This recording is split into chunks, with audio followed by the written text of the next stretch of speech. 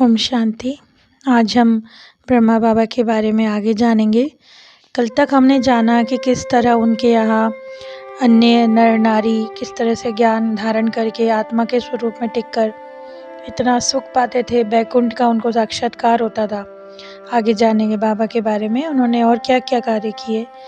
तो बाबा ने ऐसे अबला नारियों को जब ईश्वरीय शक्ति द्वारा ज्ञान बल दिया, शुरू से जब कन्याओं पे माताओं पे सिर पर कलश रखने से उनके अंदर एक अलौकिक शक्ति सी आने लगी, तो वो बहुत अशरीरी रूप का अनुभव करती, बहुत सुख अनुभव करती। एक बार दादा कश्मीर से लौटे तो उन्होंने देखा सत्संग में आने वालों की संख्या में काफ़ी वृद्धि हो गई है। माताएं, बहुत सारी माताएं, कन्याएं, पुरुष बहुत ही उमंग उत्साह से अपना जीवन पवित्र और सुखमय बना रहे थे। घर बैठे लोगों को दादा का साक्षात्कार हुआ कि उस तरह की अवस्था में भगवान ने उनसे कहा है कि मैं इस स्थान पर ईश्वरीय ज्ञान दे रहा हूँ, वहाँ पर आओ। तो इस तरह के साक्षात्कार किसी को किसी रूप में हुए। तो वो आते ही दादा से कहते, आपने तो हमें दिव्य साक्षात्कार करके बुलाया। फिर दादा सोच में पड़ जाते। अंत में उन्हें प्रेरणा हुई कि ये तो परमपिता कार्य उनका है, ये तो परमपिता परमात्मा करवा रहे हैं, वही दादा और माताओं द्वारा ये कार्य करा रहा है। आगे चल के मनुष्य मात्र के कल्याण का कोई विशेष कार्य परमात्मा करना चाहते हैं। तो हम बताते आए हैं कि सत्संग में आने वाले भाई बहन ऐसे थे जिन्होंने दादा की अनुपस्थिति में आना शुरू किया। पर जब दादा कश्मीर से लौटे तो दादा को जब भाई बहनों ने पहली बार देखा तो प्रथम मिलन में ऐसा अनुभव हुआ जैसे कि वो दादा के ही बच्चे बच्चियां हैं।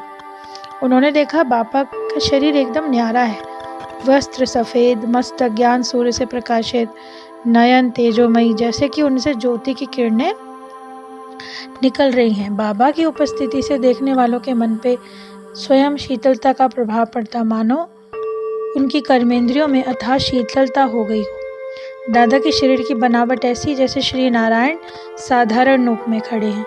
अन्य पुरुषों की तुलना में उनकी कांति ऐसे दिखती जैसे सितारों के पीछे चांद। बाबा को देखकर उनकी अलौकिक दृष्टि पड़ने से भाई बहन दिव्य दृष्टि पाकर श्री कृष्ण और बैकुंठ का साक्षात्कार करते और उस वृद्ध शरीर में श्री कृष्ण को देखकर वे उन्हें जोर से पकड़ लेते। बहुत बार बाबा उन बच्चों को छुटकारा पाने के लिए वहाँ से हट जाते, परंतु जो भाई बहनें दिव्य साक्षात्कार कर लेते वो नेत्रों के बंद होने के बाद भी दिव्य चक्षु से उन्हें ढूंढ लेते और अतीन्द्रिय सुख में फूले नहीं समाते और ऐसे लगता जैसे वो श्री कृष्ण के साथ अव्यक्त रूप से रास्ता रचा रहे हैं।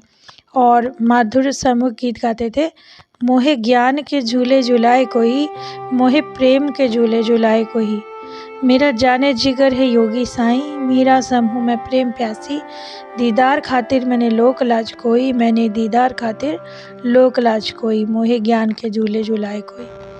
बचपन में दिव्य साक्षात्कार कैसे हुआ? छोटी आयु के बच्चे बच्चियों को साक्षात्कार होते थे। इस विषय में हृदय मोहिनी जी, जो कि वर्तमान से दिल्ली में विश्वविद्यालय की दिल्ली जोन की इंचार्ज थी, उन्होंने बताया कि उन्हें भी दिव्य साक्षात्कार होते थे। लिखती थी, एक दिन की बात है, ओम बाबा को हमारे लौकिक मित्रों ने अपने घर में सत्संग के लिए निमंत्रण देकर बुलाया, परंतु बाबा जब अपने बच्चों के कहने पर आए, रोज ही सायकाल सत्संग होता, कुछ ज्ञान युक्त ओम की ध्वनि और व्याख्यान चलते। मेरी लौकिक माता को ईश्वर प्राप्ति की बहुत तीव्र इच्छा थी, वो प्रतिदिन सत्संग में जाया करती। मैं तब 9 वर्ष की थी, मुझे घूमने फिरने पढ़ने में ही मन मेरा रहता था, इसीलिए धर्म की बातों से मेरा ध्यान कभी नहीं गया। तो मैं माँ के साथ उसी सत्संग में जाती रही, परंतु वहाँ भी खेल कूद में ही सत्संग का व्यतीत समय कर देती। परंतु एक दिन बड़ी विचित्र बात हुई। मैं सत्संग के स्थान पर बैठे बैठे अचानक ही ध्यान अवस्था में चली गई। मेरे आसपास जो माताएं बैठी थी उन्होंने सोचा कि शायद ये सो रही है, परंतु काफ़ी समय एक ही आसन पर स्थिर बैठे कुछ एक का मेरी ओर ध्यान गया। जब मैं ध्यानवश उतरी तब उन्होंने बचाया कि मैं तो इस संसार से परे दूसरे लोग का अनुभव कर रही थी। मैंने देखा बहुत बड़ा हॉल है जिसकी सजावट ऐसी सुंदर कि इस कलयुगी संसार में ऐसी मिलना असंभव है। ऐसे सुंदर हॉल में 10 वर्ष की आयु वाले सजे सजाए मोहिनी श्री कृष्ण उंगली से इशारा कर रहे थे कि आओ। तब मैं ध्यान अवस्था से उतरी और स्वयं को शरीर में महसूस करने लगी। तो मेरे आसपास माताओं को देखकर वो घबरा गईं और रोने लगीं। सोचने लगीं कि पता नहीं मुझे क्या हो गया, ये सब मुझे देख रही हैं। मेरी लौकिक माता संबंधियों ने मुझसे प्यार से पूछा, क्या देखा? तो मैंने तो कभी श्री कृष्ण की मूर्ति को विशेष ध्यान ही नहीं दिया था, कि मुझे तो ये ज्ञान भी नहीं था ये कौन है। इसलिए मैं वर्णन ही नहीं कर पाई कि ये कौन है, कि मैंने किसको देखा। तो मैं एक अनिश्चित भाषा में कहती रही कि कोई बहुत सुंदर, बहुत सजा हुआ वो ऐसे ऐसे बुला रहा था। परंतु लौकिक माता जो गीता पाठी थी वो समझ गई कि किसी देवता या श्री कृष्ण का साक्षात्कार हुआ है। इसी कारण उन्होंने श्री कृष्ण और श्री राम के चित्र लाके मुझे दिखाए, पूछने लगी क्या ये थे। परंतु मेरे लिए कठिनाई ये थी कि चित्रकार जो देवताओं के चित्र बनाते थे ये कोई वास्तविक चित्र नहीं होते। चित्रकार तो अपना भाव प्रकट करने के लिए जैसा बना सकते हैं वैसा बनाते हैं। उन चित्रकारों ने साक्षात्कार तो किया नहीं होता, इसलिए वो बिल्कुल सच्चा चित्र नहीं बना सकते। अतः मुझे दिव्य दृष्टि द्वारा वास्तविक रूप का जो साक्षात्कार हुआ उसकी तुलना में ये चित्र बिल्कुल नीरस थे। अतः मेरे लिए उस दिन ये कहना कठिन था कि ये श्री कृष्ण का चित्र है। हाँ, उनके पोज, उनकी मुरली, उनके वस्त्रों से थोड़ा थोड़ा मेल था। तो मैंने कहा हाँ ऐसा ही था, परंतु इससे तो बहुत ज़्यादा सुंदर था, आकर्षण मूर्त था। ये चित्र तो कुछ भी नहीं। इस प्रकार के साक्षात्कार और बहुत से बच्चों को, बड़ी आयु वालों को भी होने लगे। सभी के लिए बाबा का पितृवत प्रेम था। बाबा सबको एक बच्चे जैसा प्यार देते थे, जैसे सब उनके बच्चे हों। इस प्रकार के गोप गोपियाँ, सत्संगी भाई बहन खुशी में झूमते। कई बार दादा सत्संग पूरा करके उठते तो माताएं, बहनें, भाई उठकर दादा के सामने खड़े हो जाते। तो दादा की पितृवत दृष्टि सभी आत्माओं पे पड़ती और सभी के प्रति बेटी आ बच्ची के मधुर शब्द निकलते। सभी अनुपस्थिति अनुभव करते, जैसे कि आत्मा रूप में आत्मा के पिता, जगत पिता उनके सामने खड़े हैं। सभी के मन में एक स्नेह का उद्रेक होता।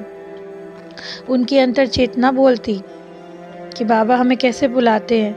कई तो बुजुर्ग भी जो मतलब बाबा से भी बड़े थे वो भी उनको पितृवत की तरह अनुभव करते। तो बाबा के सम्मुख को ऐसा अनुभव होता कि जैसे बिछड़े हुए बच्चे बाप से मिल गए। कई माताएं, बहनें तो पहली बार सम्मिलित होते ही बाबा को देखकर आंखों से प्रेम के आंसू निकलने पड़ते। उनके मुख से सहसा नहीं नहीं बाबा बाबा प्रेम के शब्द निकलते। बाबा कहते, ओ बेटी, ओ बेटा, तुम्हारे सामने खड़ा हूँ, तुम बच्ची क्या कह रही हो? वो कहती, बाबा आप कहाँ थे, हम आपको भूल गए थे, अब आप इतने वर्षों बाद मिले हो।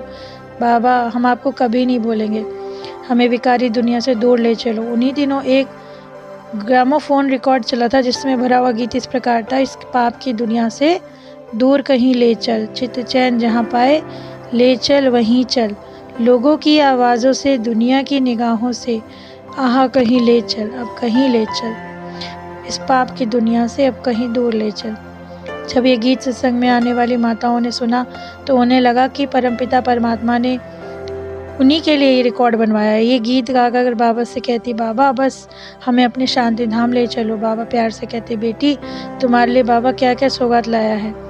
इस तरह मधुर बोल सुनते हुए गोप गोपियाँ स्वयं को दिव्य चक्षु द्वारा वैकुंठ का साक्षात्कार अपूर्व हर्ष से करते और गदगद हृदय से हंसते और स्वयं को परम भाग्यशाली अनुभव करते और कहते थे, ओम बाबा अब हमने सुखधाम की राह देख ली, अब हम शांति धाम पहुँच गए।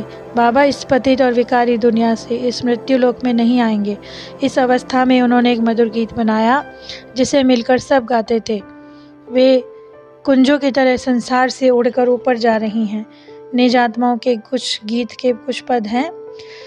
उड़ी ओम में जाती हैं ये गाती ब्रह्म ज्ञान, तन मन की सुधि बिसराकर जाती हैं निज धाम। ज्यों थक कर चिड़िया संग संग उड़ती जाती है निज धाम, त्यों सखियाँ थक कर जन्म मरण से होती हैं उपराम। मैं दुखियारी भटक रही थी, भूली थी निज धाम, ओम मंडली ने लक्ष्य बताकर मिलाया मुझे घनश्याम। अमृत प्याला भर भर पीती, नित करती ज्ञान स्नान, ज्ञान अविनाशी गाते चले सुखधाम। इस गीत का अनुभव करते करते वो शरीर की सुध बुध भी भूल जाते और मुख और परिवर्तन देखकर बुजुर्ग भी अपने पुत्र पुत्रियों के साथ, जो उनमें से एक भाई रीजूमल थे, भाई रत्नचंद, भाई दयाराम, जो कि हैदराबाद के प्रसिद्ध व्यक्तियों में से थे, सब परिवार ज्ञान रत्नों की झोली खुशी से अपने पवित्रता के नशे में, उमंग से वो इस ज्ञान में चलने लगे और इसी तरह का सब गीत गाने लगे। ज्ञान नगर में बिताऊंगी तज के 5 विकार, प्रेम नगर में बिताऊंगी तज के अशुद्ध विचार, ज्योति नगर में बनाऊं घर के ते अहंकार, ज्ञान के भूषण ज्ञान सब श्रृंगार, ज्ञानी माता ज्ञानी पिता ज्ञानी है कुटुंब परिवार, ज्ञान के संग बिताती हूँ योग ही है प्राणाधार। तो इस तरह के जितने भी गीत थे उन्होंने बड़े हृदय से बनाए और बाबा ने उन सब को बहुत दिल से अपनाया। बहुत बाबा ने उनको बोल मधुर दिए, दृष्टि मधुर दी। उनका जैसे कहते हैं ना, हमारे में एकदम सादा जीवन लेकिन बहुत ब्रह्मचर्य व्रत में रह के उन्होंने प्रभु को मन में बसा लिया और उन्होंने प्रार्थना करी कि हम भी कमल पुष्प समान जीवन जिएंगे। और माताओं कन्याओं की कैसी सर्वोत्तम सेवा चली। तो आगे हम बाबा की सत्संग की महिमा और भी देखेंगे कि बाबा ने किस तरह अपना सब कुछ, ज़र सोना ज़मीन जेवर जो भी उन्होंने अपनी संपत्ति थी वो उन्होंने कैसे ईश्वरीय सेवा अर्थ लगाई और सारे कार्य उन्होंने माताओं के हाथों में दे दिए।